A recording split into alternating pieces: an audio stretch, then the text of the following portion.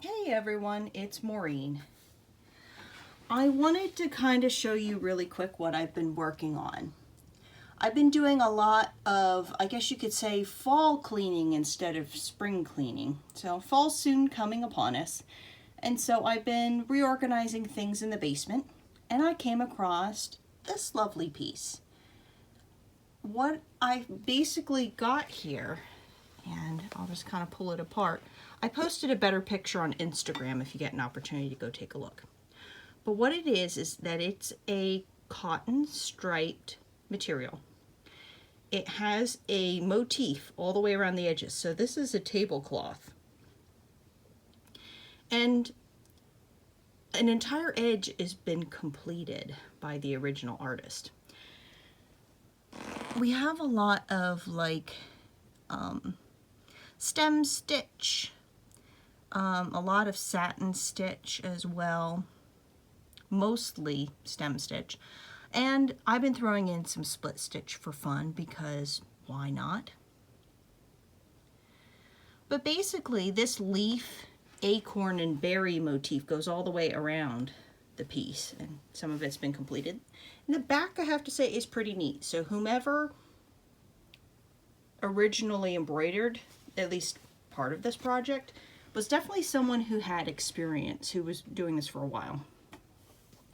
So I'm trying to kind of follow along. It's an iron-on leaf, berry, acorn pattern, and what I'm going to do is use this for SCA related feasting whenever we're allowed to get back to that. Or if I was doing, let's say, an artist display, this would hang off the edge of a small folding table. It would look fantastic. But there are stains on it, so I am going to have to spot treat and wash this after I finish embroidering it. And in order to color match, I'm using DMC cotton floss and using sort of doubled up pieces because the original is kind of chunky.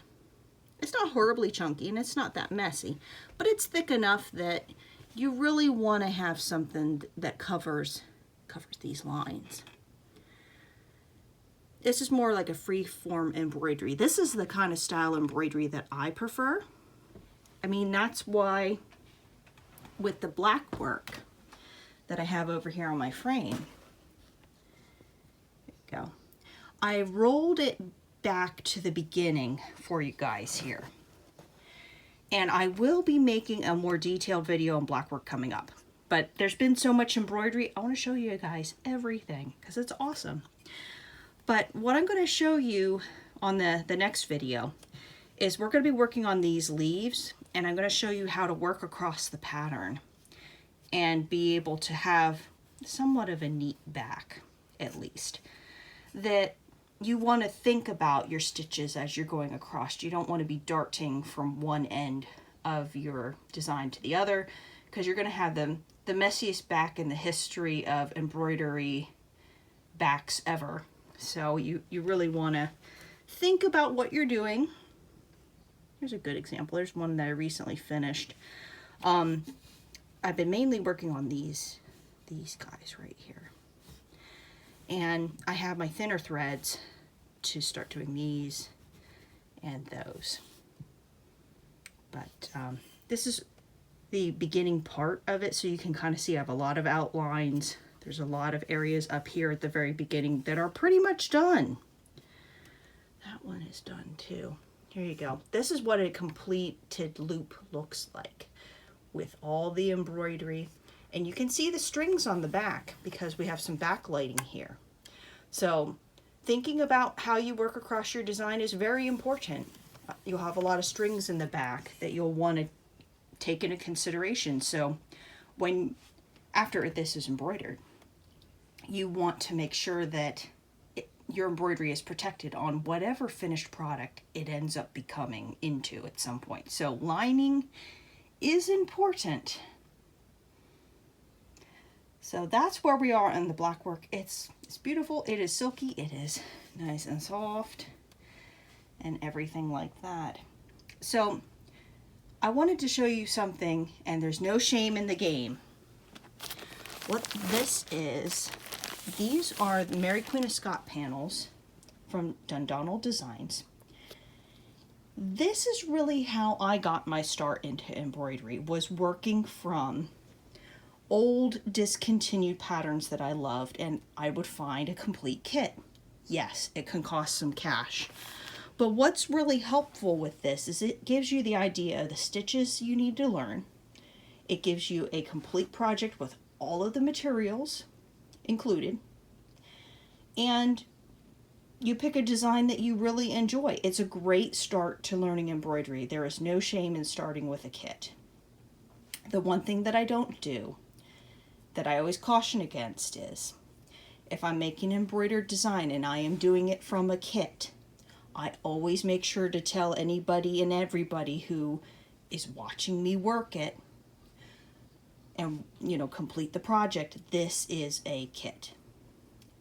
Some other kits that I have completed were the Lady and the Unicorn series. I think that was put out by Dimensions in the 70s or something like this.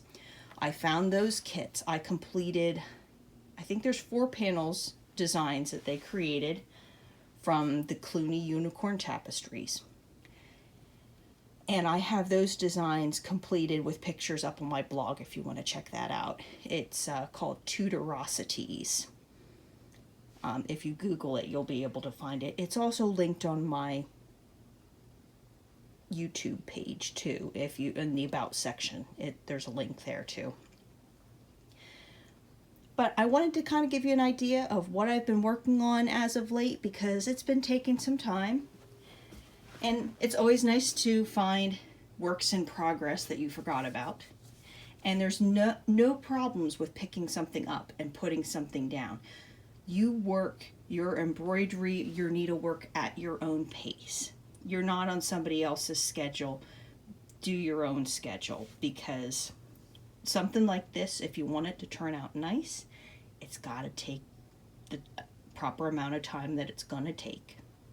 Whether or not you like that amount of time or not, well, I just let a project take however long it's meant to take, because I'm doing this for fun. I'm not going to stress myself out about it. So I've been washing blankets, so these are all washed and all the sheets are washed, and just doing a spring cleaning in the fall, I suppose. But in the meantime, I hope everyone is well. If you have any questions, comments, I guess please leave them in the comments. I check my channel on a regular basis. And I will talk to you guys later. Bye.